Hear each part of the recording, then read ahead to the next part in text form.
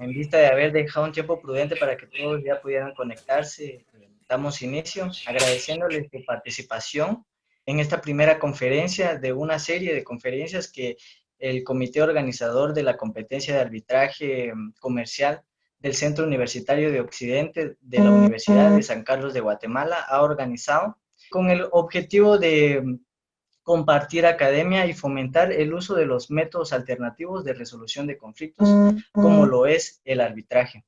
La introducción al arbitraje como el tema a abordar pretende desarrollar consideraciones generales, asimismo principios, entre otros temas, los cuales son muy importantes para podernos adentrar en su estudio. Este webinar se desarrollará bajo la modalidad de un conversatorio entre nuestros conferencistas y para un mejor desarrollo, al finalizar la ponencia de cada uno, dejaremos un tiempo prudente para que puedan compartirnos sus dudas, sus opiniones e inquietudes para que nuestros conferencistas puedan resolver cada una de ellas.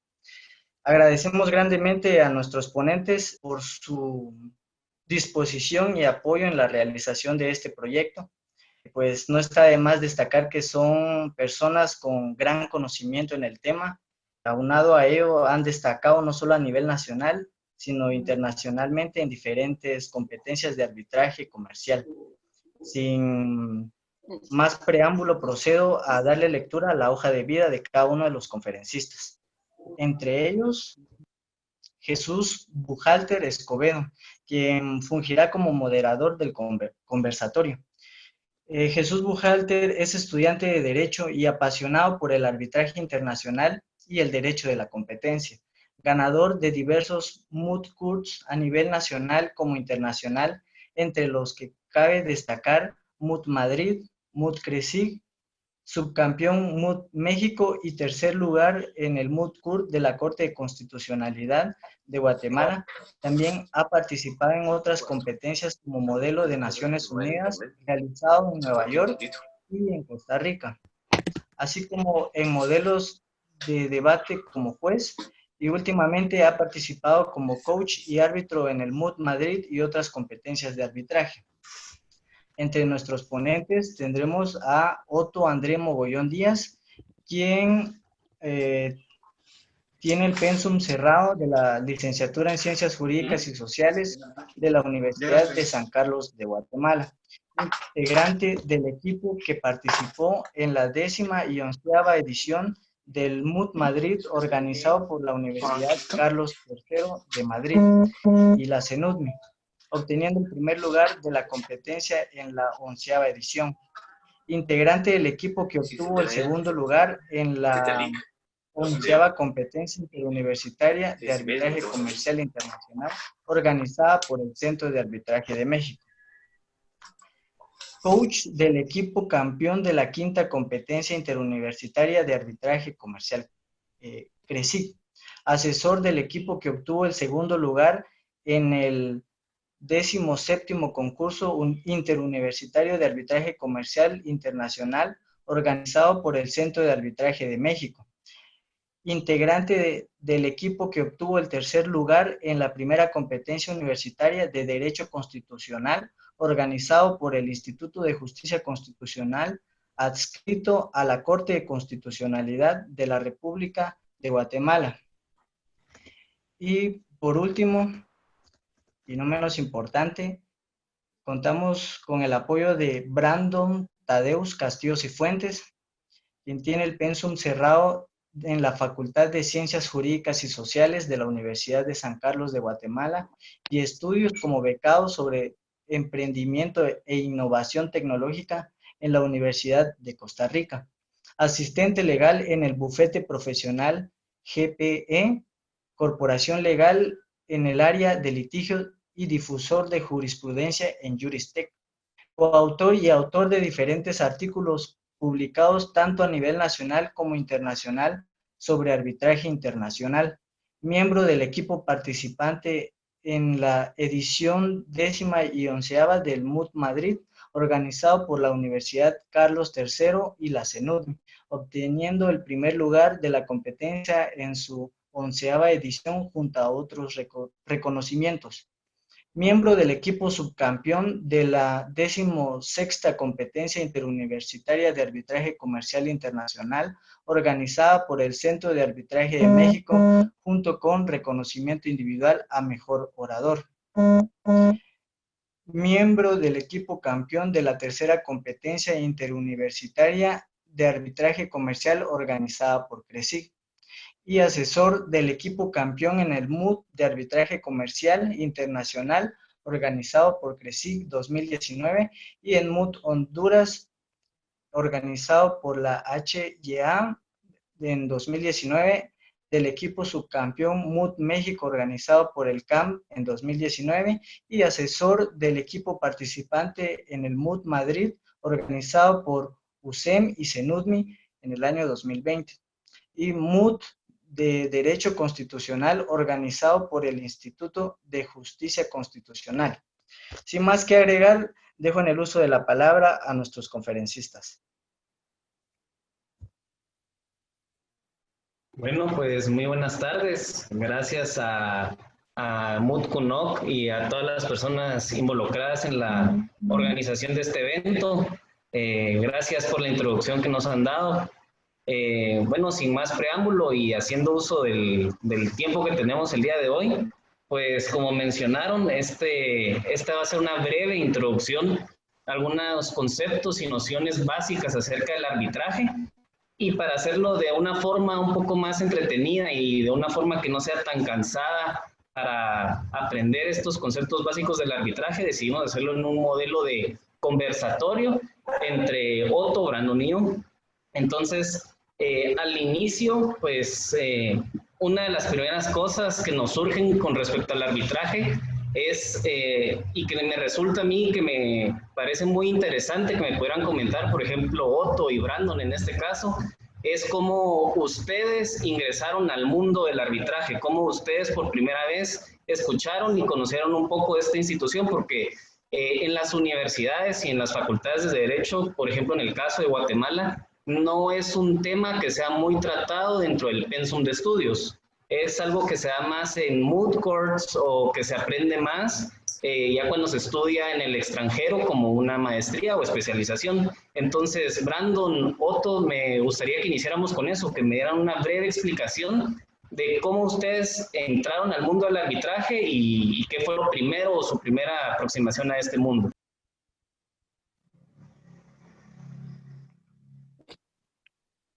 Bueno, pues la primera aproximación que tuve, me recuerdo en segundo año en la clase de teoría del proceso, mencionaron que existía una ley de arbitraje y hasta ahí se quedó el tema.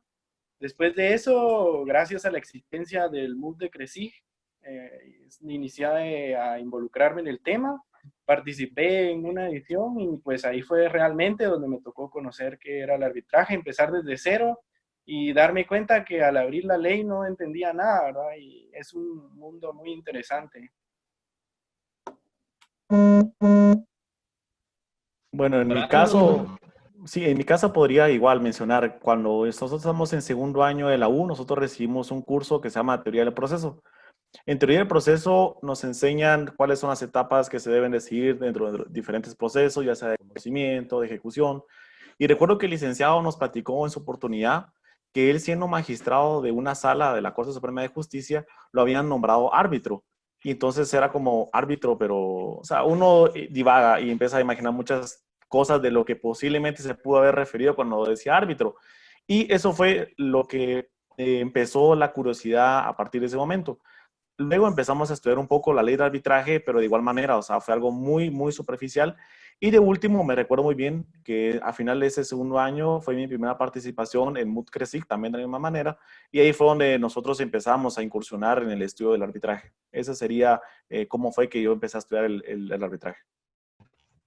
Bueno, gracias Brandon, gracias Otto. Igual yo puedo comentar que tal vez en la universidad en algún momento me mencionaron lo relativo al arbitraje, pero muy someramente, de una forma muy breve, y no fue hasta que participé en los moot courts que realmente entendí a qué hacía referencia el arbitraje, y aún así también hice prácticas en una institución arbitral aquí en Guatemala, y ya he estado también en algunas firmas en el lado de los abogados asistentes de los conflictos dentro de un arbitraje, y aún así uno no termina de aprender. Es una materia que se aprende constantemente, pero de igual forma, a través de un Moodle fue como yo ingresé.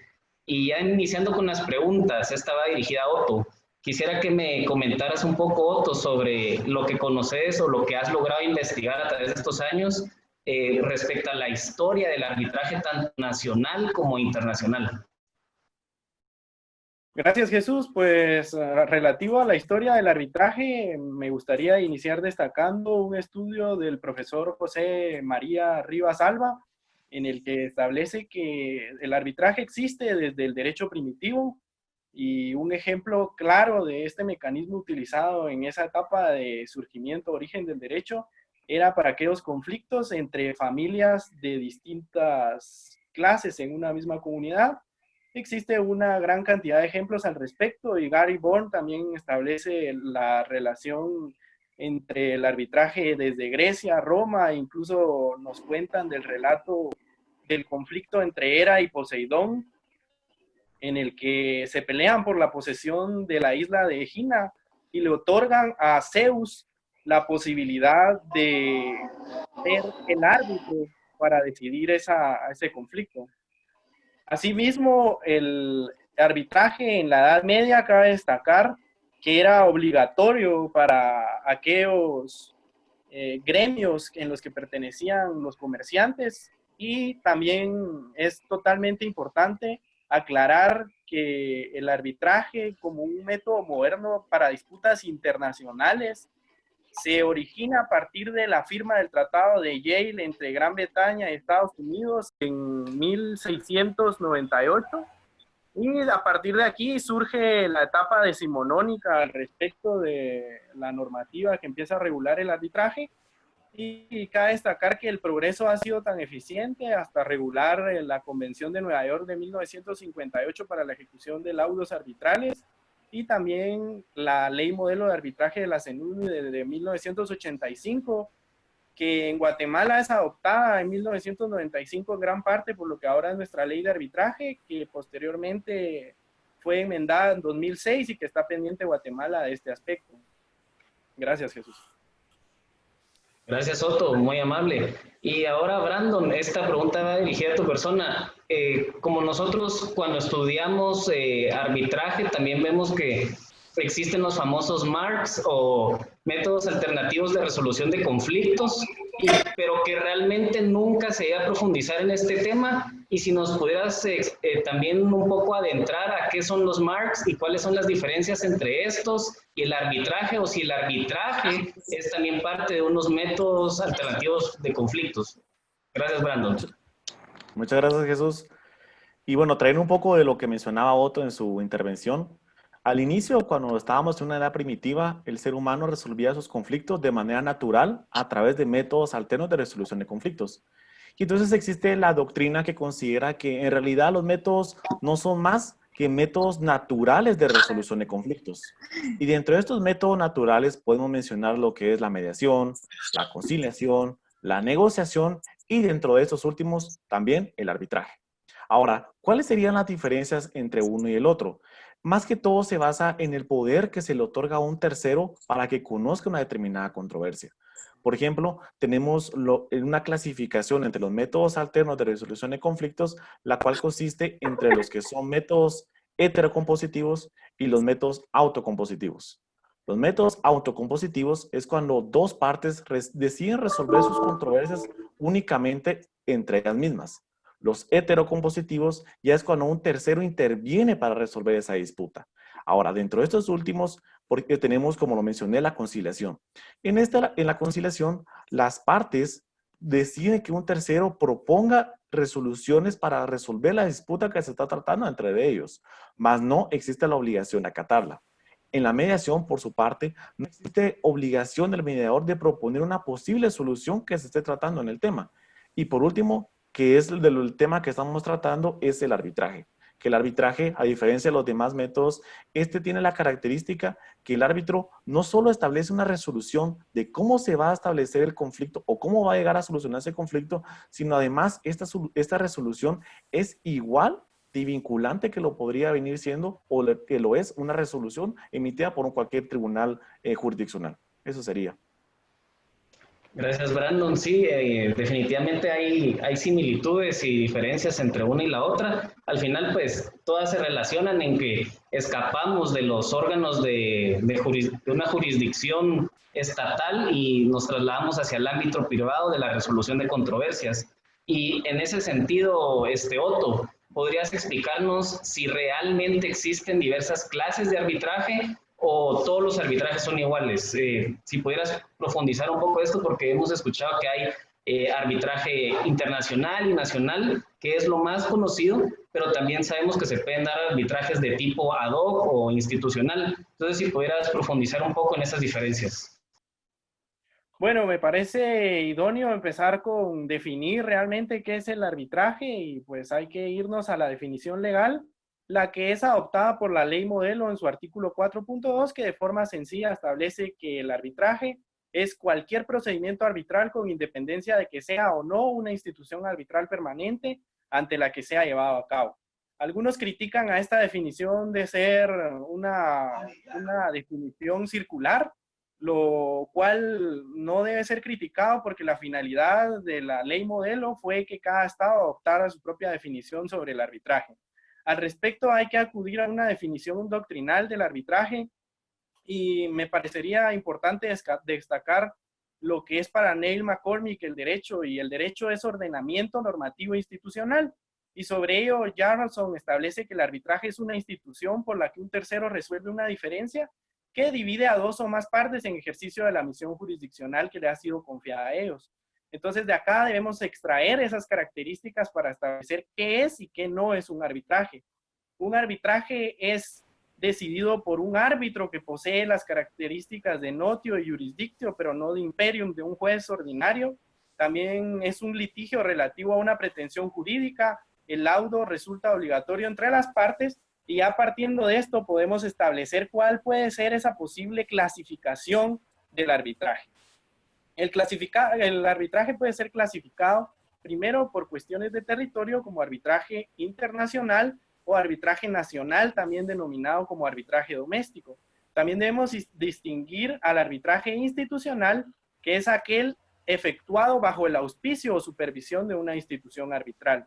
También existe, a contrario del arbitraje institucional, el que se denomina arbitraje ad hoc, que no es bajo el auspicio de una institución arbitral específica, pero que también puede incluir una designación de una entidad nominadora para establecer al tribunal arbitral.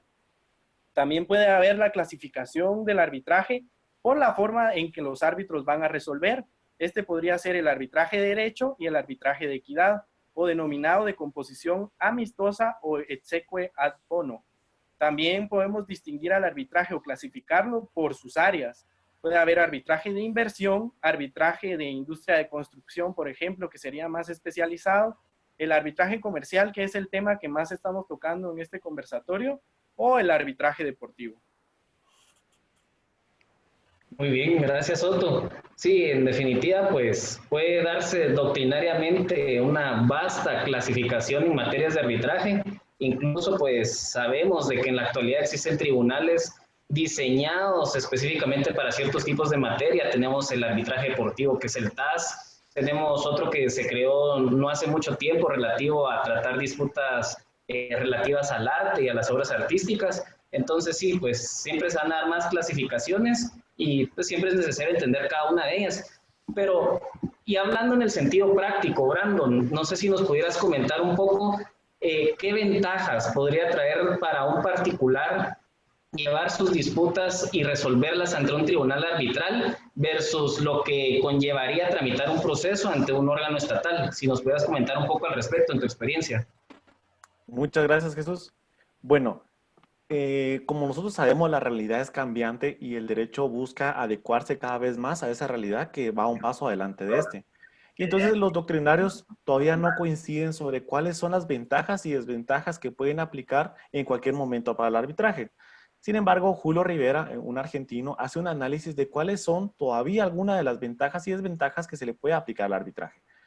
Tenemos por un lado las ventajas. Las ventajas se discute sobre que el arbitraje, cuando se somete una disputa, la mayoría de las personas que deciden someter esta controversia es que todo lo que se trate dentro del arbitraje va a ser confidencial. Esa es una de las ventajas que no se tiene, por ejemplo, en un proceso jurisdiccional, en donde cualquier una de las actuaciones que se tramiten ante este va a ser pública y de acceso para cualquier persona que así lo necesite. Tenemos otra de las ventajas, es que nosotros, las partes, tenemos la posibilidad de escoger a los árbitros que van a resolver nuestra controversia. Y esta es una gran ventaja porque nosotros podemos saber, conociendo la materia que se va a tratar, escoger a personas que sean las más adecuadas para conocer esta disputa y por medio de ella poder resolver la controversia. Por otro lado, también tenemos todo lo relacionado a la sede del arbitraje.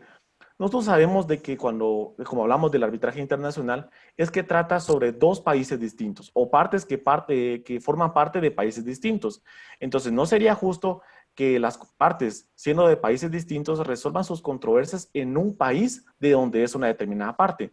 Por eso es de que la sede es neutral y permite que a las partes puedan resolver sus conflictos de la manera más independiente a cualquier interés que pueda existir de estos.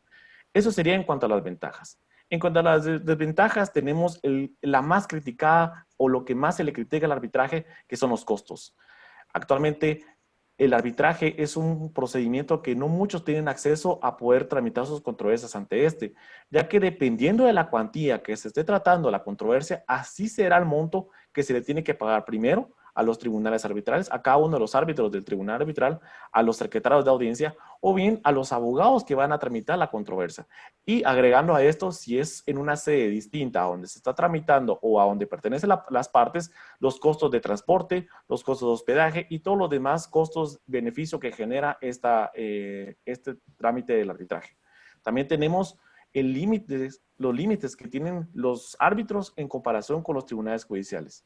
Por ejemplo, cuando nosotros buscamos plantear una medida cautelar o una medida precautoria, rápido acudimos ante un juez ordinario para que éste sea el que la decrete. Sin embargo, en los tribunales arbitrales no ocurre lo mismo. A menos de que exista un árbitro de emergencia, nosotros tenemos que ir también a acudir al tribunal judicial para que éste la decrete, ya que el tribunal arbitral no cuenta con todas las potestades que tiene también el tribunal de justicia para poder impartir su función jurisdiccional como lo es los tribunales de justicia ordinarios. Eso sería, Jesús. Gracias, Brandon. Sí, en definitiva, pues el arbitraje trae una serie de ventajas al momento de resolver los conflictos y pues parte de lo que ha generado esta pandemia es de que si bien antes los costos, los hoteles o los lugares en donde se dan a cabo las audiencias eran muy altos, pues nos damos cuenta de que tenemos otras opciones que nos da la tecnología para reducir esos costos en el arbitraje y quien quita volverlo un poco más accesible a ese respecto. Ahora bien, en este caso, Otto, si nos pudieras comentar un poco, porque generalmente surge la duda, el arbitraje, por el hecho de existir una ley de arbitraje o una ley modelo, significa que simple y sencillamente planteamos la disputa ante un órgano o ante una institución arbitral, o se requiere en este caso de algo previo, es decir, nace de la autonomía de la voluntad de las partes y si es necesario una cláusula, la famosa cláusula arbitral, y atendiendo a las diversas legislaciones y pues esa cláusula cómo debe de constar y si nos pudieras mencionar un poco de lo que debería de contener esa cláusula arbitral. Correcto, el arbitraje, como estabas destacando, es consensual, ocurre en virtud del acuerdo de las partes de someter su controversia a arbitraje. Esto puede ocurrir incluso también, aparte por la cláusula arbitral muy conocida, por cualquier conducta posterior o comunicación, incluso durante la disputa. Esto puede ocurrir por medio de cuando las partes de forma explícita o implícitamente aprueban la existencia del derecho de arbitrar. También en el curso del arbitraje, al presentar los escritos, las partes no plantear objeción a la jurisdicción, se puede asumir la aceptación para recurrir por su controversia hacia el arbitraje. Pero lo más destacado es la existencia del acuerdo o compromiso arbitral, que las disputas generalmente se arbitran como consecuencia de esta cláusula, que debe ser redactada principalmente cumpliendo ciertos requisitos. Entre los requisitos que debe contener Está el principal, que es el de la validez formal del acuerdo, que es constar por escrito.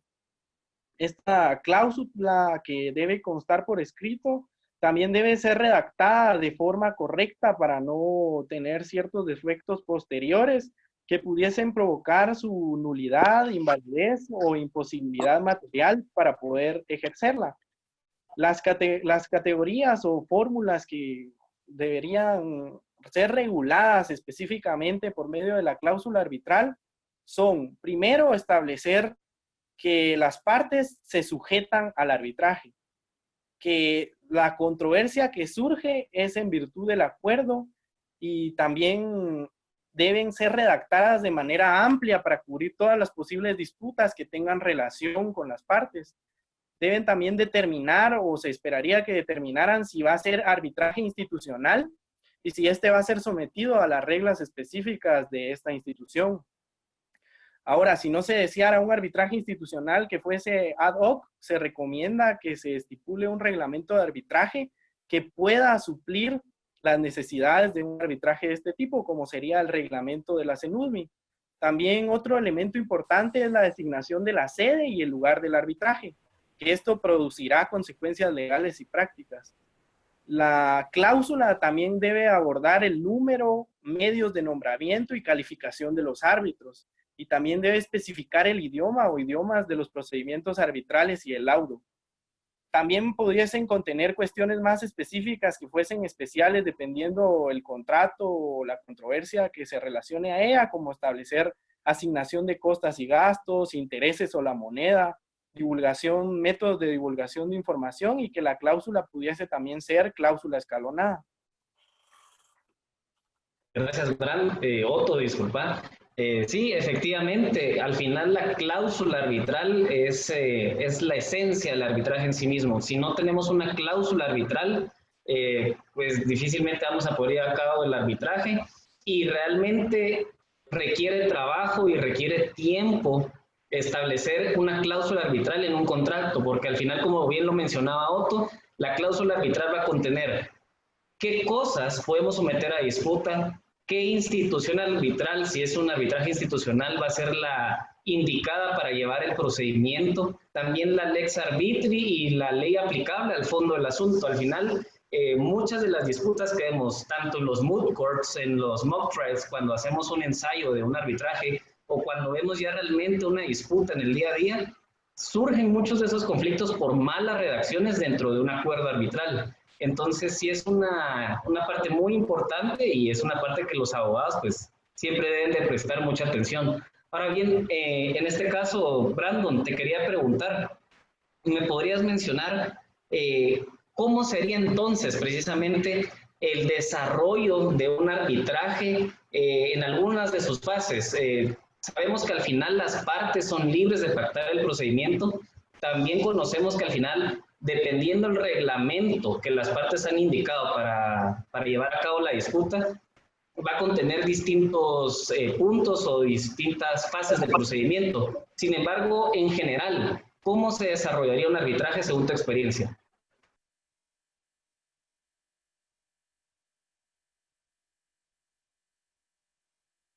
Sí, en este caso, bueno, me gustaría citar al profesor y el doctor González de Cosío, que él establece un análisis sobre cómo será a nivel general un procedimiento de arbitraje. Ya que, como bien lo mencionaste, Jesús, existen diferentes formas de tramitarlo porque las partes lo pueden acordar de diferentes maneras. Tal y como lo dice el dicho, que el arbitraje puede ser un saco a la medida que se establezca según las necesidades de cada una de las partes. Sin embargo, González de Cosío hace un procedimiento que él le llama abuelo de pájaro, y este básicamente consiste en lo siguiente. Primero, se plantea una solicitud de arbitraje ante la institución o ante el tribunal que se está conociendo. Luego se hace una contestación a la solicitud de arbitraje y posterior a ello se conforma el tribunal arbitral. Una vez conformado el tribunal arbitral, ya se presenta el memorial de demanda y memorial de contestación de la demanda. Ahora, si existiera alguna reconvención, pues se tendrá que tramitar a otra etapa de contestación a la reconvención para que ambas partes tengan ese derecho de contradicción que todo proceso debe de tener. Una vez agotada la fase escrita, se procede a las fases de audiencias orales para que las partes puedan exponer sus argumentos hasta el tribunal arbitral y por último concluye con un laudo. Una vez emitido el laudo arbitral, se procede a una fase de ejecución para que éste pueda surtir los efectos que se estableció dentro del mismo y de que es la resolución emitida por el tribunal arbitral. Eso sería, Jesús. Gracias, Brandon. Sí, y en definitiva, pues como bien lo mencionabas, al final es nada más para tener una imagen general de cómo se van desarrollando este tipo de procedimientos, porque como lo mencionaba Brandon y lo mencionaba yo anteriormente, al final las partes pueden pactar diferentes fases dentro del procedimiento, incluso tenemos en el momento de diligenciar la prueba distintos reglamentos que las partes pueden adoptar y así de esa forma llevar a cabo el diligenciamiento de la prueba. Ahora bien, Otto, en este caso nos habías platicado un poco de la cláusula arbitral anteriormente, ¿verdad? Quisiera que me comentaras un poco de qué sucede cuando dentro de la cláusula arbitral no se cumplen con todos los requisitos que la ley señala o bien encontramos cláusulas mal redactadas. Si estas tienen algún nombre en la doctrina y qué efectos podrían producir al momento de llevarse a cabo un arbitraje. Muy bien, Jesús. Al principio hay que destacar la existencia del principio o sistema de reglas pro arbitraje en el que se establece la validez presunta de los acuerdos arbitrales. Y solo es en aquellos casos de deficiencias graves que no produzcan determinar la voluntad de las partes de arbitrar que produce problemas. Específicamente estos problemas que puede producir una cláusula mal redactada es que ésta sea nula o ineficaz o imposible de su ejecución. Estas cláusulas son las denominadas cláusulas patológicas que desde 1974 se conocen de esta forma por Frederick Eisman, el cual establece que ocurren por los supuestos de disposiciones incompletas, que las cláusulas sean poco claras o contradictorias. Los principales supuestos de existencia de cláusulas de este tipo son las denominadas cláusulas en blanco, en las que simplemente se estipula el arbitraje y que únicamente constituye en ella la intención de arbitrar, pero ningún otro detalle de los que fue mencionados anteriormente que debería existir en una cláusula compromisoria. También están las cláusulas con alcance indebido, en el que no se determinan las categorías de las disputas sometidas a arbitraje, las cláusulas sin especificación de los árbitros, también los acuerdos de arbitraje internamente contradictorios, en los que podría ser ejemplos de esto la existencia de dos sedes diferentes, dos instituciones diferentes, dos mecanismos para selección de árbitros a la vez. También existen los acuerdos de arbitraje opcionales o no obligatorios, o también existe la posibilidad de existencia de cláusulas que imponen fechas límite imposibles de cumplir, o que se haya designado un árbitro fallecido, por ejemplo, y todos estos pueden producir problemas, incluso causando que las partes no puedan someter su controversia a arbitraje. Sí, efectivamente, gracias, Otto.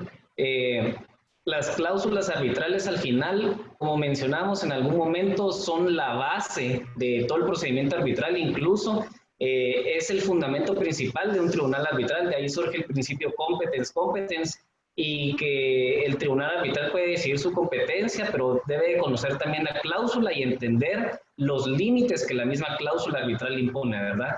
Por ejemplo, qué disputas puede resolver, en base a qué derecho aplicable va a resolver, o precisamente lo que mencionabas, ¿verdad, Otto? En este caso, si se da la recusación de un árbitro, ¿cuál sería ese procedimiento aplicable? Entonces, sí, al final es un mundo y sería todo otro conversatorio discutir sobre las cláusulas arbitrales patológicas o sobre las cláusulas arbitrales escalonadas, pero debido a que solo es un tipo de introducción este conversatorio, pues lastimosamente no las podemos abarcar todas, ¿verdad? Hago anotación que nos mandaron una pregunta al chat, sí la vamos a resolver, efectivamente, Arturo, ya la revisé, le daremos al final espacio a los otros conferencistas para que puedan pronunciarles sobre ella. Ahora bien, en este caso, Brandon, quisiera preguntarte, ¿qué sucede si el contrato dentro del cual está contenida la cláusula arbitral es declarado inválido? ¿Afectaría declarar inválido al contrato que contiene la cláusula o la cláusula en alguna medida es independiente y qué tratamiento se le ha dado a este tipo de cuestiones.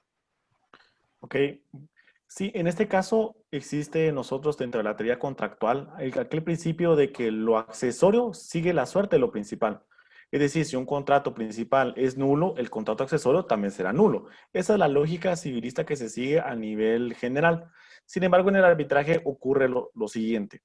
Existe un principio que se denomina como el principio de separabilidad de la cláusula arbitral o el principio de autonomía de la cláusula arbitral. Este principio consiste en que, si bien es cierto, la cláusula arbitral está contenida dentro de un contrato, si el contrato es declarado nulo, la cláusula arbitral no seguirá la suerte de este. Y entonces surge la pregunta, ¿cómo puede ser esto? Existe un ejemplo que permite graficar de mejor manera lo siguiente. ¿Qué pasaría si un contrato que contiene una cláusula arbitral es formalizado por dos personas que no tienen capacidad legal? Por ejemplo, supongamos que sean menores de edad o que no tengan o que sean declarados interdictos. Si dos personas que formalicen este contrato lo realizan, entonces el contrato sería nulo, pero la cláusula arbitral no lo sería. ¿Y por qué? Porque la cláusula arbitral que establece un método de resolución de conflictos con base en el principio de separabilidad de la cláusula arbitral va a permitir de que esa nulidad que se está planteando sobre este contrato se resuelva por medio del arbitraje. Y por eso es que en el arbitraje la cláusula no sigue la suerte del contrato, sino sirve y subsiste para que cualquier nulidad que se plantee del contrato principal pueda ser resuelta por medio de esta cláusula. Gracias, Brandon. Sí, efectivamente, ¿verdad? Es todo un conjunto de doctrinas y de fallos de diversos tribunales arbitrales que han seguido esta corriente de establecer la separabilidad de la cláusula arbitral con respecto al contrato, y también lo vemos reflejado en las leyes modelos de arbitraje, donde también se le ha dado reconocimiento, como había mencionado también anteriormente, al de competence, también el de la separabilidad de la cláusula arbitral. También las leyes modelo de arbitraje lo han adoptado, y pues se ha vuelto una práctica uniforme reconocer este tipo de cuestiones, que como bien lo señala Brandon, pues se separan de la teoría civilista, que es un poco más tradicional al establecer, bueno, si el contrato es nulo, pues todo lo que contenga el mismo será nulo. En este caso no, ¿verdad? La cláusula arbitral subsiste. Y bueno, como pues nos quedamos hablando de la cláusula arbitral, Otto, no sé si me pudieras mencionar, ya que surgió, ¿verdad?, lo relativo a las cláusulas escalonadas. ¿A qué hace referencia este tipo particular de cláusula y qué tipos de cláusulas o subdivisiones de esta clasificación se pueden dar? Bueno, una cláusula escalonada, o también denominada en la doctrina como cláusulas de resolución de conflictos de varios niveles, es aquella que contempla etapas distintas de más de un mecanismo para resolver la controversia. Un ejemplo claro de esta sería una cláusula escalonada en 3 niveles que iniciaría con una fase de negociación, luego una posterior fase de conciliación o mediación según escogieran las partes, y por último, de no existir acuerdo en un periodo determinado, la posibilidad de acudir al arbitraje. Estas cláusulas para algunos son criticadas debido a que la negociación y la conciliación y estos métodos debiesen ser optativos por las partes de común acuerdo y que no fuesen vinculantes para las cuestiones de someter la controversia a un arbitraje. Sí, efectivamente, ¿verdad, Otto?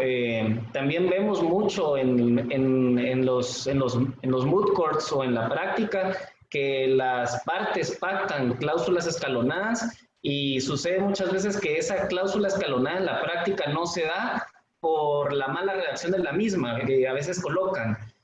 Podrá llevarse una fase conciliatoria y posteriormente el arbitraje, es decir, dejan abierto ese podrá darse la conciliación o no. Entonces, al momento de redactar una cláusula escalonada se debe de ser muy preciso, y la tendencia pues es que las mismas instituciones que administran arbitrajes pues ya presentan cláusulas modelo, ya sea únicamente con respecto al arbitraje o cláusulas modelo escalonadas, para evitar ese tipo de conflictos a la hora de someter una disputa entre un tribunal arbitral. Ahora bien, en este caso, Brandon, ya para ir finalizando casi con las preguntas del conversatorio, ¿podrías mencionarme quiénes y qué tipo de controversias se pueden resolver por medio de arbitraje? Es decir, ¿quiénes las conocerían y qué tipos de controversias serían las que se podrían llevar a cabo en un arbitraje. Muchas gracias, Jesús. Bueno, en la práctica existe perdón, en la doctrina existe dos conceptos básicos, que es la arbitrabilidad objetiva y la arbitrabilidad subjetiva. La arbitrabilidad subjetiva se refiere a qué personas o qué partes pueden someter controversias al arbitraje. Podría mencionarse cuando una persona ya es mayor de edad y tiene la capacidad legal de poder decidir qué controversias va a someter al arbitraje. A eso se referiría la arbitrabilidad subjetiva. Ahora, la arbitrabilidad objetiva no es más que ver qué materias específicas las partes pueden someter al arbitraje. Y la arbitrabilidad objetiva la encontramos nosotros en nuestra ley de arbitraje guatemalteca en su artículo número 3, la cual establece una lista de enunciados de cuáles van a ser aquellas controversias que sí se pueden someter al arbitraje y aquellas que no se pueden someter al arbitraje. Por ejemplo, no se puede someter al arbitraje las controversias que versen sobre temas penales. Tampoco van a poderse someter al arbitraje controversias que versen sobre materia laboral o bien sobre materias donde ya existe una sentencia firme que ha resolvido la controversia. Ahora, sobre qué materias sí se pueden resolver por arbitraje, tenemos, por ejemplo, todo lo relacionado a los derechos de autor, a propiedad industrial. Tenemos un apartado en el Código de Comercio donde establece que las partes, si así lo desean, pueden resolver sus controversias que deriven sobre contratos comerciales a través del arbitraje. Eso sería la disponibilidad y el análisis de arbitrabilidad que se debe de realizar para determinar qué controversias se pueden y qué controversias no se pueden resolver por medio del arbitraje. Y únicamente me gustaría hacer una aclaración con respecto al arbitraje laboral, ya que existe mucha disputa y bueno, no disputa, podría llamarlo, sino mucha confusión en cuanto a qué es un arbitraje laboral y qué es un arbitraje comercial o un arbitraje internacional. Ya que cuando uno menciona que la materia laboral no es arbitrable, muchos preguntan entonces por qué existe el arbitraje laboral. Y al menos la doctrina establece que el arbitraje se refiere a un método alterno de resolución de conflictos por medio del cual las partes resuelven una determinada controversia. Ahora, el arbitraje laboral se refiere más a cuando existen conflictos de carácter económico y social entre un sindicato o un grupo coaligado y un patrón o un representante del patrono. Existe una diferencia entre ambas figuras, ya que una se refiere a un proceso que versa puramente en materia laboral y otro que se refiere a un tema comercial o individual de las partes. Eso sería. Sí, un punto muy importante el que mencionabas, Brandon. Al final, pues no se debe confundir el arbitraje laboral con el arbitraje comercial, ¿verdad? Sin duda hay una gran diferencia al respecto. Y pues también otra cosa que no deberíamos de confundir al final es quiénes son las personas que conocen lo relativo al arbitraje, es decir, quiénes son, en este caso sabemos que ante un tribunal de justicia, precisamente los casos lo conocen magistrados o jueces. Ahora bien, Otto, si nos pudieras mencionar entonces, en este caso, ¿quiénes conocen de las disputas arbitrales y si a estas personas las podemos considerar, por ejemplo, funcionarios públicos o si se escapan de la esfera del Estado su actuación? Gracias, Otto. Bueno, pues el arbitraje es conocido, las autoridades del mismo son pues los árbitros. Estos son aquellos que componen el tribunal arbitral y nada es más importante en el arbitraje que el tribunal arbitral. No son las cuestiones de la institución, no son las demás cuestiones, sino es específicamente lo relativo a los árbitros. Y es por el motivo de que el arbitraje inicia de la mano de la constitución del tribunal arbitral. Los tribunales arbitrales generalmente pueden estar compuestos por 1 o 3 árbitros, que es lo más común. También pudiese ocurrir el hecho de que existan 2 árbitros y que haya una sujeción posterior a lo que se conoce como el umpire. También existen casos de más de 3 árbitros, como fueron los casos de tribunal de reclamación entre Irán y Estados Unidos, en el que existió un número de 9 árbitros. 3 de cada uno de estos era electo por las partes y 3 por terceros países. Estas son una serie de variables que pueden existir para seleccionar al tribunal arbitral. En el tribunal arbitral recae la potestad de conocer acerca de una controversia. Para algunos, el tribunal arbitral no resuelve con acorde a justicia. Sí debe regirse por el principio de justicia, pero lo principal para él es resolver la controversia. Gracias, Otto. Pues efectivamente, entonces, al final el árbitro es una persona que no tiene una relación de dependencia con respecto al Estado, sino que realiza el ejercicio de su función en el ámbito privado del derecho. Y a ese respecto, entonces, Brandon, si nos pudieras comentar, si el árbitro al final es una persona que ejerce su profesión en el ámbito privado, ¿cuál es la relación que se da entonces entre un tribunal de justicia y un tribunal arbitral por el otro lado? Ok. Bueno, en la doctrina existe relacionado a los efectos que produce una cláusula arbitral. Como sabemos, la cláusula arbitral va a ser aquel convenio en el cual las partes, con base en su autonomía y la voluntad, deciden resolver alguna o todas controversias que puedan surgir de su relación contractual. Ahora, ¿qué efectos produce esta cláusula arbitral? Y produce en específico dos: efectos negativos y efectos positivos. Los efectos negativos establecerán que las partes no pueden acudir a un tribunal de justicia si ya decidieron someter su controversia al arbitraje. Y los efectos positivos no serán más que la posibilidad de resolver sus controversias por medio del arbitraje. Entonces, por regla general, las partes no deberían de acudir a un tribunal de justicia, o los tribunales arbitrales no deberían de necesitar el auxilio de un tribunal de justicia para poder tramitar y resolver cualquier tipo de controversias.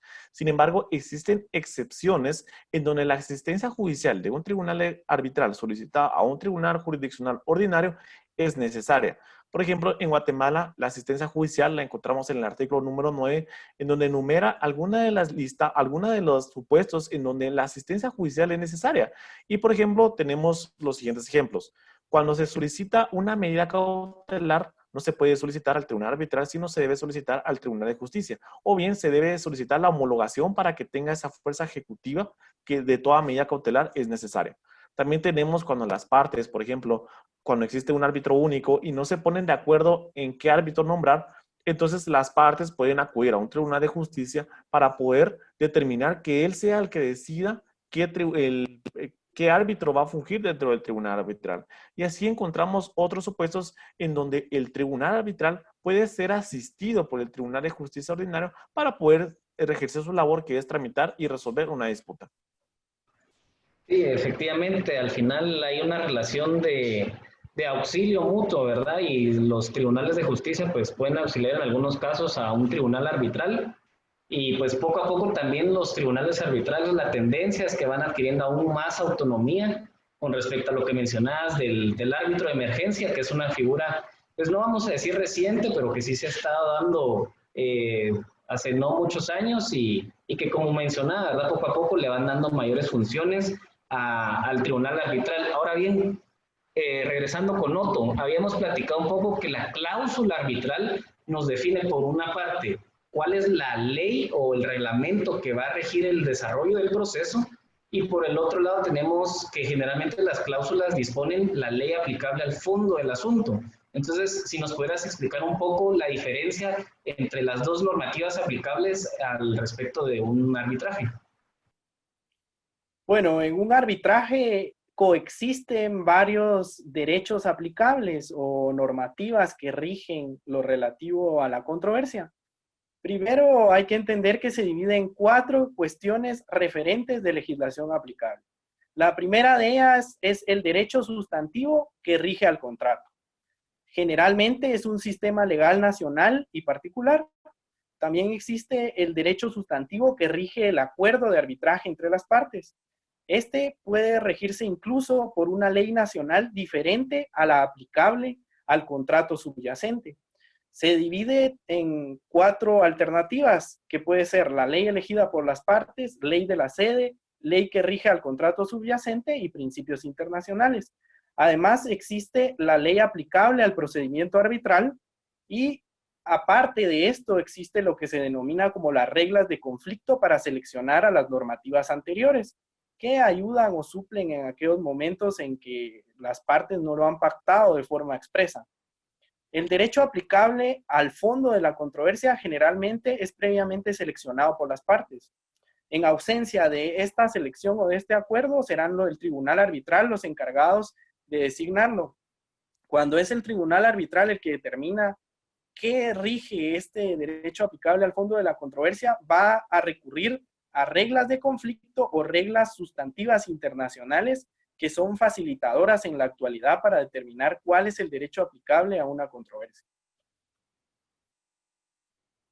Gracias, Otto. Y relacionado con esa pregunta precisamente, entonces, Brandon, no sé si nos podrías comentar al final si la cláusula arbitral ya dispone tanto el derecho aplicable al fondo del asunto de la controversia y el derecho aplicable al procedimiento. ¿Cuál vendría a ser el lugar que ocupan, por ejemplo, los convenios internacionales o las leyes modelos, por un lado? Si nos puedas explicar un poco al respecto. Sí, claro. En este caso nos centraremos en el análisis primero de un arbitraje internacional. Cuando es un arbitraje doméstico o nacional, tenemos la facilidad de que las sentencias van a ser cumplidas por los tribunales de justicia nacionales. Sin embargo, cuando es un arbitraje internacional, existe la interrogante de cómo y con base a qué normativa se va a ejecutar un laudo. Y es donde entra la Convención de Nueva York de 1958. Esta convención es producto de diferentes cuerpos normativos que se vinieron dando antes de este. Por ejemplo, tenemos el Protocolo de Ginebra de 1923 y el Protocolo de Ginebra de 1927, que cada uno por su parte abordaba el análisis de la cláusula arbitral y ejecución de laudos.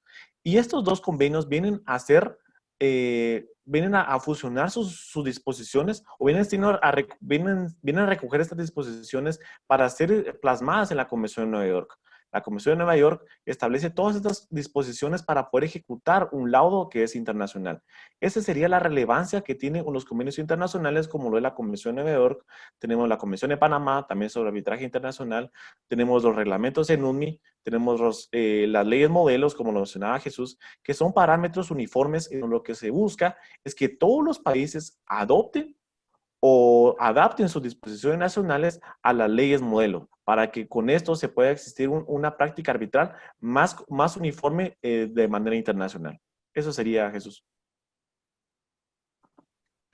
Gracias, Brandon. Gracias, Otto. Y hablando un poco de otros temas que también se relacionan con el arbitraje, al final de cuentas, ustedes que han tenido bastantes experiencias tanto en arbitrajes nacionales e internacionales, pero sobre todo en moot courts, por ejemplo, que ustedes han participado en México, en Madrid, en otras instancias, si nos pudieran comentar un poco acerca, por ejemplo, Otto, de cuál ha sido una de las mejores experiencias o de los beneficios que has tenido de participar en un moot court. Igual, Brandon, les dejo la pregunta abierta a ambos. Bueno, creo que entre esas cuestiones que uno mejora exponencialmente al participar en un moot court es, primero, la capacidad de trabajo en equipo, que es esencial a lo largo del ejercicio profesional y al final en la vida. También los moot courts nos han permitido facilitar nuestra capacidad de investigación, también nuestra posibilidad de argumentación jurídica, tanto por forma escrita como por forma oral. Y aparte también tiene beneficios como la posibilidad de poder participar o adentrarnos en el mundo del arbitraje. Eso creo que serían los principales motivos o beneficios que han tenido en mi persona la participación en un moot court. Brandon, por tu parte. Sí, creo que tengo una experiencia que podría comentar. Nosotros cuando terminamos los moot court, como lo mencionaba Otto, tenemos a adquirir capacidades de oratoria, de investigación, y tenemos esa capacidad de poder transmitir ideas de manera más sencillas. Y me recuerdo que uno de los beneficios que más puedo hablar es que en una audiencia de CRESIG, fue una final, yo fui parte de la parte que pasó en la final para poder debatir, y uno de los árbitros que en ese momento estaba presidiendo que estaba dentro del tribunal arbitral, al terminar la audiencia se acercó y me dijo de que era una buena oratoria la que había tenido dentro de la tramitación de la audiencia y que le gustaría que empezara a trabajar con él. Actualmente todavía sigo trabajando con ella, que era mujer, la árbitro, me acaba de mencionar, y es una experiencia que deja mucho, o sea, deja mucho y hasta la fecha sigo viendo los resultados de esa primera audiencia que tuve ya hace casi 5 años. Sí, gracias. Por mi parte, pues saliéndonos un poco de la esfera de lo jurídico y más a lo personal, pues lo mejor que me ha dejado los moot courts, pues al final es la posibilidad también de conocer a gente de muchísimos países y tener contactos en diferentes lugares y conocer a, por ejemplo, autores que, por ejemplo, el caso de Bullard, tuve la oportunidad de conocerlo en Madrid. Y pues antes solo lo conocía a través de los libros y es interesante encontrarse ese tipo de personalidades en los moot courts que definitivamente lo siguen muy de cerca, ¿verdad? Los abogados de las firmas siempre están dándole seguimiento a las personas que participan en este tipo de competencias.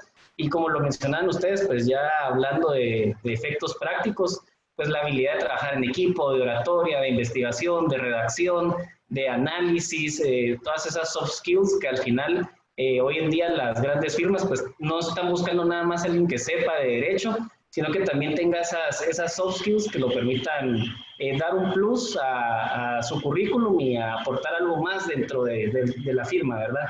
Ahora bien, ya casi las últimas preguntas, ¿verdad?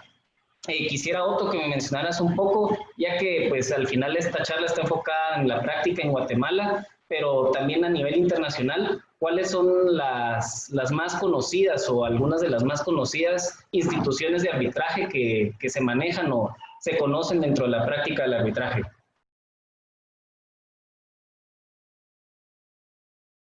El micrófono, Otto.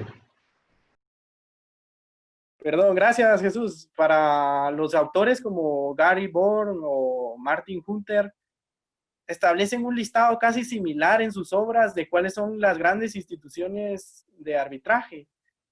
Primero va la Corte Internacional de Arbitraje de la Cámara de Comercio Internacional, que se funda en París en 1923, la Corte de Arbitraje Internacional de Londres, que está desde 1892, la AAA o la Asociación Americana de Arbitraje, que crea su primer centro de arbitraje específicamente en 1996 y que ya no únicamente es una institución regional, sino que también coloca un centro desde el 2001 en Europa, específicamente en Dublín. También el centro de arbitraje de la OMPI. Está también para el mundo asiático el CIETAC del gobierno chino, que desde 1956 es un centro de arbitraje importante en la región. También está el centro de arbitraje de Hong Kong, que se han vuelto populares por la ruta de la seda o todos los negocios comerciales que de él se derivan. También está el Centro Internacional para Solución de Controversias sobre Inversiones, CIADI, que se crea desde el convenio CIADI de 1966. Y cabe destacar también la Corte Permanente de Arbitraje. Ahora en Guatemala están los centros de arbitraje, específicamente CRESIG y CENAC. CRESIG, que es creado desde 1997 por la Cámara de Industria de Guatemala, y CENAC por la Cámara de Comercio de Guatemala.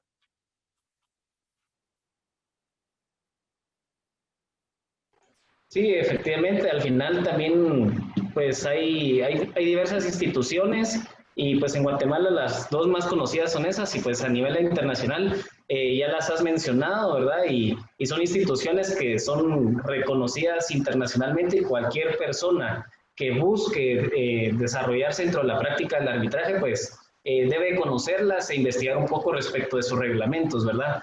Ahora bien, Brandon, ¿me podrías mencionar en este caso qué es la lex arbitri? Es un término muy utilizado dentro de la práctica del arbitraje y a veces aún al inicio no tiende a distinguir a qué hace referencia este término. Entonces, si nos pudieras mencionar qué es la lex arbitri y cómo precisamente determinar la lex arbitri que es aplicable al caso que tenemos ante nosotros.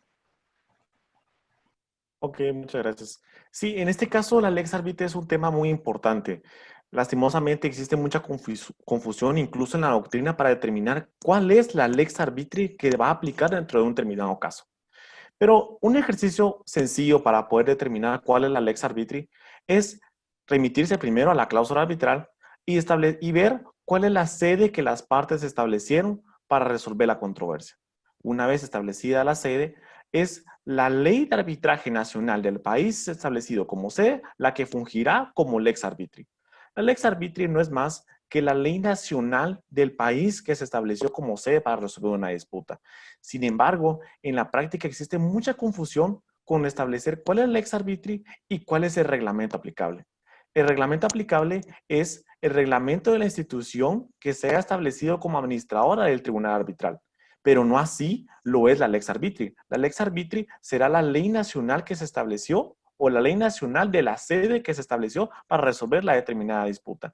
Y ese es el ejercicio para poder determinar de manera sencilla cuál es la lex arbitri, que viene siendo un conjunto de normas que resuelven las materias relacionadas a la arbitrabilidad, ejecución, conformación del tribunal arbitral, validez de la cláusula arbitral, que establece un país determinado para que las partes puedan acogerse a esa normativa y poder resolver su conflicto por medio de esta lex arbitri y acompañado del reglamento arbitral que las partes puedan haber establecido libremente. Gracias, Brandon. Sí, efectivamente, al final los abogados al momento de redactar el contrato y la cláusula arbitral y establecer esos parámetros de qué reglamento institucional vamos a seguir, si va a ser un arbitraje institucional, y de observar la sede del lugar del arbitraje para poder establecer la lex arbitri, son parámetros que no son tomados a la ligera. Los abogados se sientan, analizan, toman en consideración distintos factores y ya a raíz de eso y de consultas con su cliente, pues logran determinar cuál es la mejor institución aplicable para el tipo de contrato que van a celebrar y en este caso poder determinar la sede del arbitraje y la lex arbitri a sabiendas de que no todas las sedes son beneficiosas para el arbitraje. Hay sedes que son menos productivas en virtud de que tienen mucho conflicto con el arbitraje y hay otras sedes que son idóneas precisamente para realizar arbitrajes en virtud de llegar al momento del reconocimiento y la ejecución de un laudo arbitral, que ya sería la última instancia en la tramitación de un arbitraje. Ahora bien, con esto damos concluidas con las preguntas que teníamos programadas. Este es el momento en el que damos espacio al público para que nos planteen sus preguntas a través del chat. Nosotros le damos lectura a la pregunta y pues ya van Brandon y Otto respondiendo a cada una de ellas. Y mientras tanto, me gustaría, Otto, que nos dieras tus conclusiones del webinar de hoy y también, Brandon, por tu parte, algunas conclusiones. Bueno, pues específicamente es necesario conocer estas nociones básicas acerca del derecho arbitral para tener un acercamiento específico a este mecanismo alternativo de solución de controversias que cada vez se va popularizando más en Guatemala específicamente, ya que en el mundo es muy importante y es el mecanismo alternativo más utilizado a nivel internacional. Y conocer todos estos aspectos es esencial para un estudiante de Derecho, específicamente cuando uno también quiere ingresar a participar en cualquier tipo de moot court. Tiene que ir a las bases del arbitraje, a estudiar desde el principio todo uno de estos aspectos que se fue mencionando brevemente y que parece esencial para iniciar el estudio del tema. Tus conclusiones, Brandon. Sí, me uno a las conclusiones de Otto en el sentido de que es importante siempre conocer la normativa internacional y si uno es un abogado o aspira a ser un abogado que le gusta, el litigio oral, que es el arbitraje es una plataforma que permite la oralidad. Entonces, el arbitraje es un medio perfecto para poder practicar esta habilidad. Asimismo, si si a las partes o a un abogado le gusta poder debatir con diferentes cuerpos normativos o con diferentes nacionalidades, insisto, el arbitraje es una modalidad que lo permite. Y quisiera poder contar algo, una anécdota que también me pasó con Otto. Es que cuando nosotros, bueno, creo que algunos de los que aquí presentes habrán escuchado de González de Cosío. Y González de Cosío, pues, viene siendo como uno de los primeros artículos que busca cuando googlea arbitraje internacional. Entonces, González de Cosío viene siendo uno de los primeros que nos enseñan sobre qué es arbitraje, sobre qué es arbitrabilidad, y uno va creciendo conforme a sus escritos. Y me pasó una audiencia junto con Otto de que yo citaba a Cosío dentro de mis argumentos, y todas las audiencias fuimos citándolas. Y cuando llegamos a semifinales, nos tocó contra una audiencia contra la UNAM de México. Y en ese momento, cuando nosotros ya solo estábamos esperando a que el tribunal arbitral llegara, cuando nosotros vamos viendo, llega González de Cosío. Y González de Cosío no era más que el presidente del tribunal arbitral. Ya se imaginan aquel nerviosismo de que por si uno ya siente en una audiencia y encima saber de que el autor de las ideas que uno va a exponer estaba como el tribunal arbitral es impresionante. Pero más allá que eso, yo me pongo a pensar de la posibilidad que uno puede tener de ir y debatir y encontrarse en la otra parte, ya no como tribunal arbitral, sino encontrarse como contraparte a una de esas figuras tan importantes que nosotros conocemos en el mundo arbitral. Es poder salir y conocer el mundo y poder debatir sobre normativa internacional, sobre algo tan apasionante como es el comercio internacional o cualquier otra materia a la cual se pueda resolver por medio del arbitraje. Eso serían mis conclusiones. Gracias, Brandon. Gracias, Otto. Voy a dar lectura a las preguntas. Me habían llegado unas anteriormente. Me llamó la atención esta última que nos plantea Gabriela. Buenas noches. Me surge la duda sobre la Lex Arbitri y la Lex Fori, ya que si la Lex Arbitri es la ley de la sede, entonces, ¿qué es la Lex Fori? Sí, es una muy buena pregunta. Al inicio, cuando empezábamos con todo esto del arbitraje, me recuerdo yo que hablábamos entre nosotros y esa duda siempre la tuve yo, si al final la Lex Fori es lo mismo que la Lex Arbitri o si hay diferencias entre una y la otra. Y me recuerdo que hay un libro de Gaillard sobre la teoría general del arbitraje, que es más filosofía del arbitraje que en sí análisis de leyes o de conceptos, sino que es más de filosofía. Y él precisamente hablaba de la deslocalización del arbitraje y que cómo se ha puesto en duda el concepto del lex fori y lex arbitri. Entonces, Brandon, ya que has tenido más experiencia respecto a esta clase de argumentos, si nos podrías plantear qué diferencia encontrás entre lex fori y lex arbitri o consideras que son similitudes, planteanos lo que consideres. Sí, en este caso me voy a remitir al opinionario González de Cosío y él hace el análisis de los cuerpos normativos que resultan aplicables cuando se tramita un tribunal, cuando se tramita un arbitraje.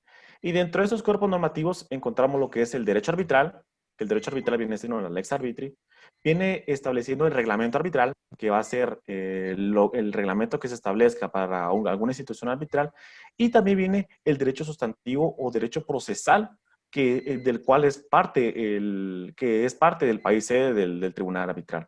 Entonces, la pregunta es, ¿cuál es la diferencia entre la lex arbitri y la lex fori? La lex arbitri, como lo dije, es la ley de arbitraje, específicamente, únicamente, la ley de arbitraje del país sede.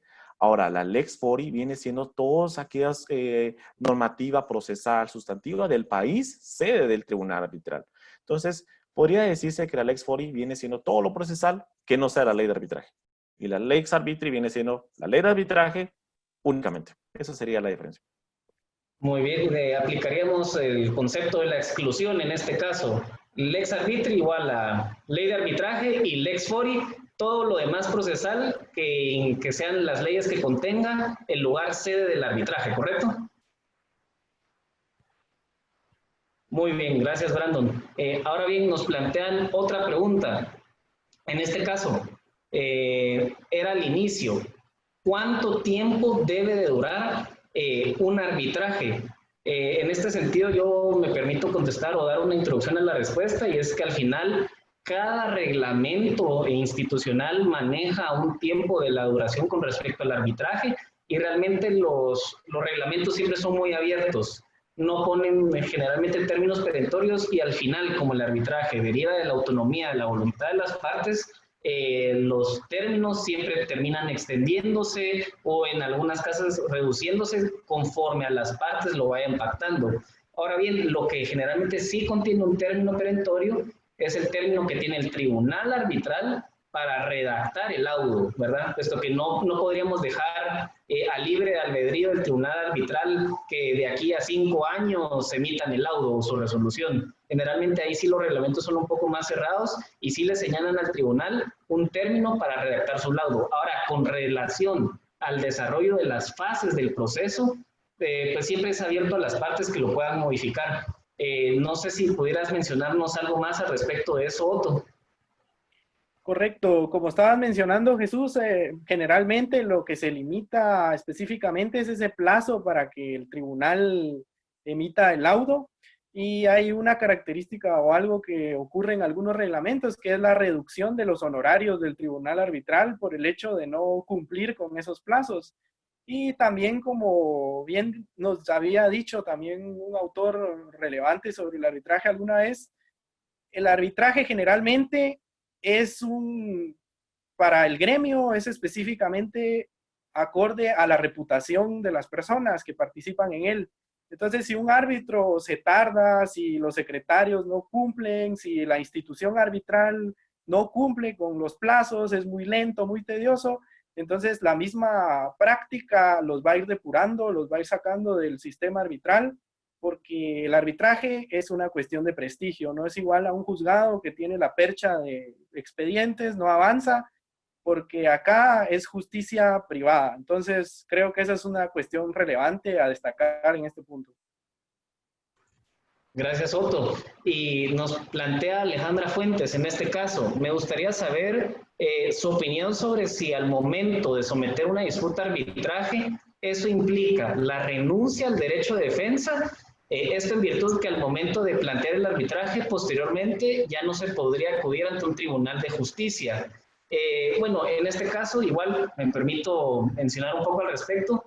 Una vez se sometió la disputa a arbitraje, pues en virtud del principio competence, el tribunal ya se declarará competente y una vez declarado competente, conocerá de la disputa y será posteriormente en una instancia de, por ejemplo, en el caso de Guatemala, que adoptó la ley modelo, de revisión del laudo arbitral en donde se trasladará el conflicto a un órgano jurisdiccional, que en otros países que igual adoptaron la ley modelo sería el recurso de anulación del laudo. Ahora bien, Brandon, si nos pudieras mencionar si a tu experiencia consideras que efectivamente someter una disputa a arbitraje implicaría renunciar al derecho de defensa o cómo se podría entender esto.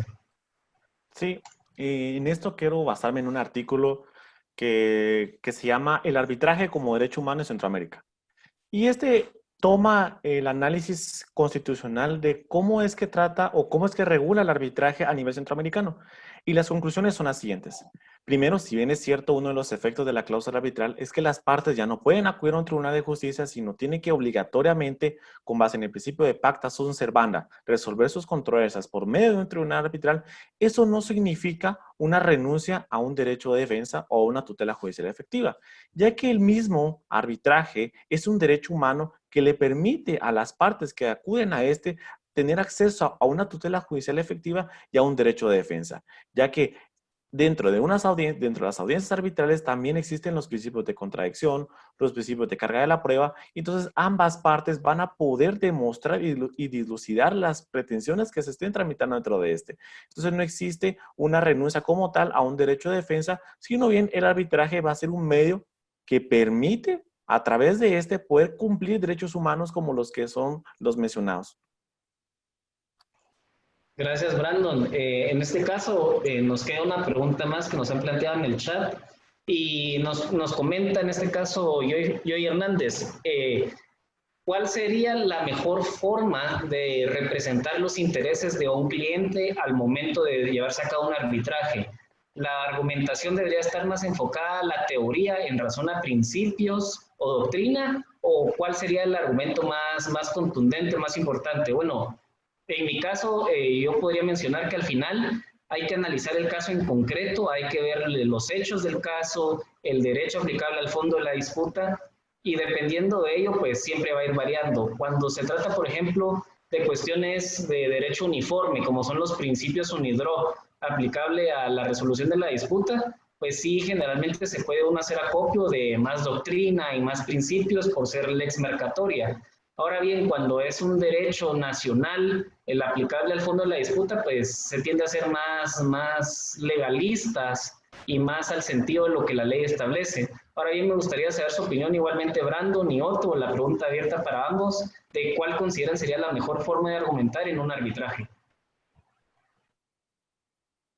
Bueno, pues creo que en el arbitraje no es como un proceso que en Guatemala sería judicial, ¿verdad? O sea, en Guatemala un proceso judicial tiene muchas deficiencias porque ninguna de las partes va a aportar nada más que la ley en su análisis, el juez no va a juzgar con nada más que la ley y en cualquier sistema de derecho decimonónico del mundo pasaría esto. Pero en el arbitraje va más allá de este elemento y también va a hacer uso de principios, lex mercatoria, prácticas comerciales internacionales. Entonces creo que la labor de argumentación de los abogados debe ser más eficiente y más abierta a conocimientos de derecho incluso no tan rígido o tan legalista como es en un sistema jurisdiccional común que pasa comúnmente en toda América Latina. Y pues creo que incluso nuestra ley de arbitraje, específicamente en su artículo 36 segundo, establece la posibilidad de recurrir a principios cuando se trata de un arbitraje internacional para el análisis del caso. Creo que estas cuestiones son muy relevantes en el estudio de argumentación que deben hacer las partes, tanto el tribunal arbitral para su propio análisis. Brandon, por tu parte. Sí, en mi caso, desde mi perspectiva o práctica como litigante en los tribunales de justicia, me he dado cuenta que existe muy poco, si no es que nada, de citas de doctrinas o jurisprudencia. Eso es algo que pasa a segundo plano. Y como lo decía Otto, los memoriales siempre van con un montón de leyes, citas de leyes, pero no existe un análisis concreto sobre, sobre lo que se está citando, ni mucho menos un acompañamiento doctrinal o sobre una referencia jurisprudencial que establezca cómo ha resuelto, por ejemplo, la CC o cómo se ha resuelto en la Corte Suprema de Justicia. Entonces, los arbitrajes son una plataforma que permite el desarrollo de la academia a través de ya que se pueden citar doctrinas, se puede citar jurisprudencia, se pueden citar referencias de cómo se ha resuelto en otros tribunales arbitrales. Y recuerdo un árbitro que una vez nos mencionó que él en su memorial, si no estoy mal o no mal recuerdo, él había hecho 100 citas en su memorial de demanda. Algo que nosotros quizá lo podríamos ver en Guatemala en una tesis, a lo mucho, pero nunca en un memorial de un tribunal de justicia. Y es algo que sí es recurrente en un tribunal arbitral y creo que es parte de la teoría del caso y sí es importante a la pregunta citar principios, citar doctrinas, citar jurisprudencia en un tribunal arbitral y sobre todo manejar la teoría del caso. Bueno, gracias Brandon, gracias Soto. Vamos a ver. Sí, gracias Brandon y Otto, gracias a los organizadores del evento. Pues en mi caso, pues puedo mencionar que para nosotros ha sido muy grata la invitación. Al final, como mencionamos al inicio y a lo largo de esta argumentación, pues son al final nada más conceptos básicos o nociones introductorias del arbitraje y pues para ya tratar a profundidad cada una de ellas, pues sí requeriría muchísimo más tiempo, ¿verdad? Pero de nuevo, gracias a la organización y a Brandon, a Otto por su tiempo, sus respuestas y a todos en MUTCUNOC que organizaron esto y pusieron la plataforma a nuestra disposición.